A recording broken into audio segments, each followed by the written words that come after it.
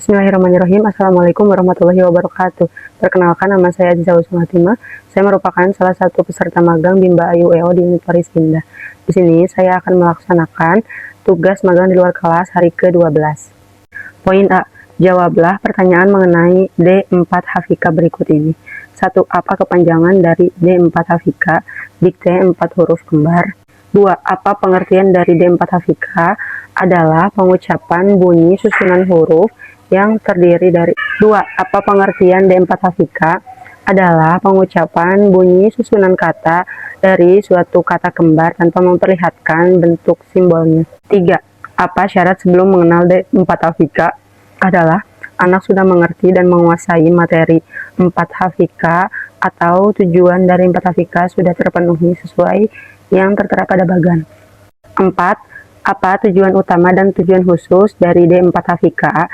Tujuan utamanya adalah agar motivator dan anak bahagia bermain sambil belajar dikte 4 Hafika, serta anak bertemu dan berkembang minat bacanya. Sedangkan tujuan khususnya adalah agar anak terampil menyebutkan susunan huruf dari suatu kata dari suku kata kembar. 5. Bagaimana cara motivator mengenalkan D4 Hafika? Tentunya dengan cara-cara yang menyenangkan, bisa diselingi di Labimba atau lagu Bimba, seperti MA, kemudian PA, ataupun dalam dialog umum atau mendongeng. Contohnya bila dalam dialog umum, kakak hari ini diantar oleh siapa? Kemudian anak menjawab diantar oleh mama. Kita panggil yuk hurufnya mama. MA, mama. MA, mama. Kemudian contoh lainnya, kakak apakah hari ini sudah minum susu? Anak kemudian menjawab sudah. Kita panggil yuk hurufnya susu. Susu. Nah, contohnya seperti itu. 6. Apa tahap selanjutnya setelah D4 Hafika? Mari kita meninjau bagan. D4 Hafika terdapat di posisi ini, kemudian menunjukkan panah ke bawah, yaitu D4 HVS. Tetapi D4 HVS tidak dapat diberikan secara langsung karena ada prasyarat yang harus dipenuhi, yaitu 4 HVS. Jadi setelah D4 Hafika, anak bisa diberikan D4 HVS dengan catatan anak sudah menguasai ataupun mengerti materi D4 HVS, materi 4 HVS dan D4 Hafika. Poin B. Jawablah pertanyaan mengenai D4 HVS berikut ini. 1. Apa kepanjangan dari D4 HVS? Dikte 4 huruf verbal sederhana. 2. Apa pengertian dari D4 HVS? Adalah pengucapan bunyi susunan huruf dari suatu kata yang memiliki dua suku kata yang berbeda tanpa memperlihatkan bentuk simbolnya. 3. Apa syarat sebelum mengenal D4 HVS? Anak sudah mengerti atau menguasai materi 4 HVS dan D4 Hafika, atau tujuan dari 4 HVS dan D4 Hafika itu sudah terpenuhi seperti pada bagan. 4. Apa tujuan utama dan tujuan khusus dari D4 HVS? Tujuan utamanya adalah agar motivator dan anak bahagia bermain sambil belajar 4D HVS, serta anak bertumbuh dan berkembang minat bacanya. Untuk tujuan khususnya adalah agar anak mengerti bunyi susunan huruf dari suatu kata yang memiliki dua suku kata yang berbeda. 5. Bagaimana cara motivator mengenalkan D4 HVS? Tentunya dengan cara-cara yang menyenangkan. Pertama, bisa diselingi di Labimba. Anak diperdengarkan terlebih dahulu Labimba yang terdapat D4 HVS-nya. Nah, kemudian anak diajak untuk bernyanyi bersama. Kemudian kata yang mengandung D4 HVS kita ulangi sebanyak 3 kali. Ataupun bisa dengan berdialog.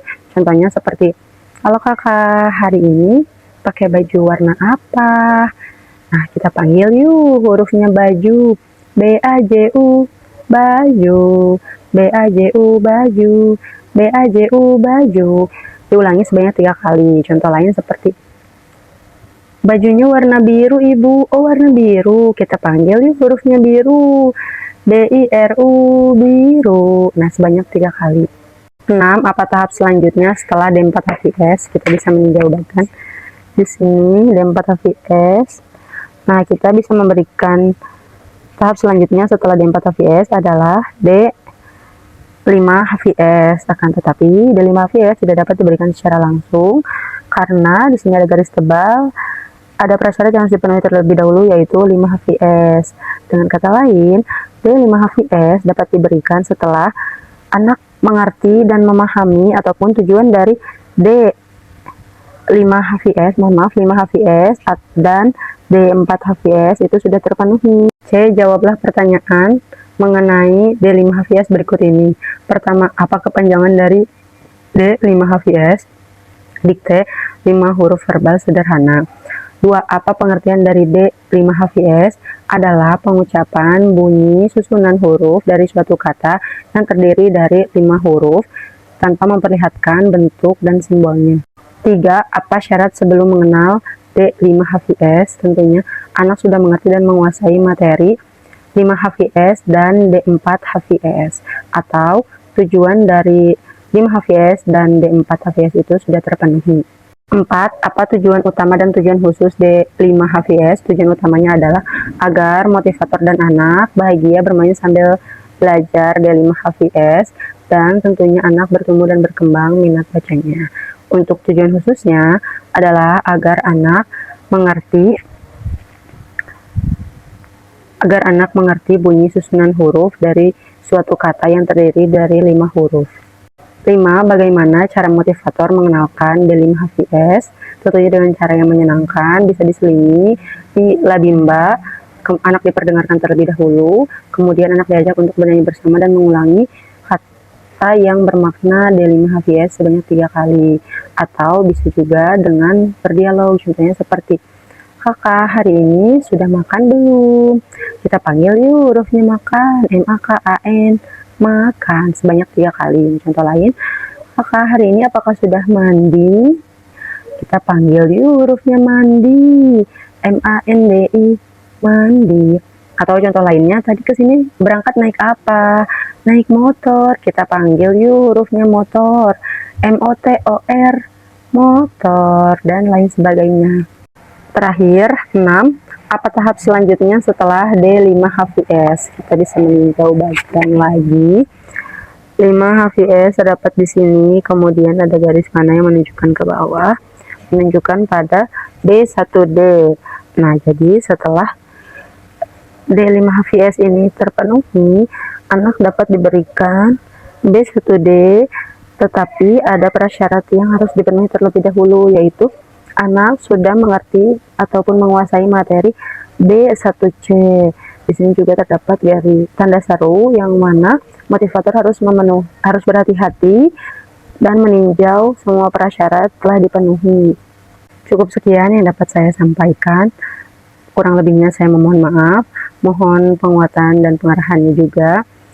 Terima kasih. Wassalamualaikum warahmatullahi wabarakatuh.